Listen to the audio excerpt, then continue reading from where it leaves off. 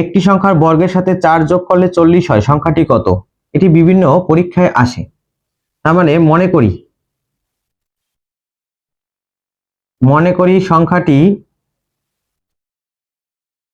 x, তাহলে x এর বর্গ কত? প্রশ্ন মতে দেখো, প্রশ্ন মতে দিয়ে এখন x এর এই সংখ্যাটির বর্গের সাথে, তার মানে x এর বর্গ কত? x স্কয়ার না?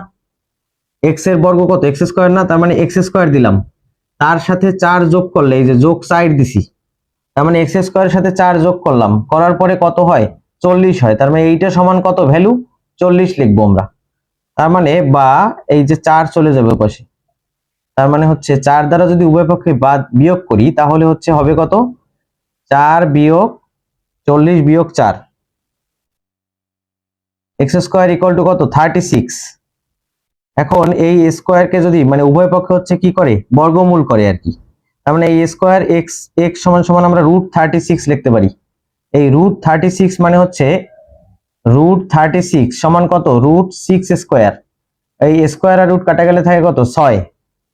তার মানে আমরা এখানে লিখতে পারি অতএব x সমান সমান 6। তার মানে সংখ্যাটি হচ্ছে কত? x সমান সমান 6। এটা হচ্ছে অ্যান্সার।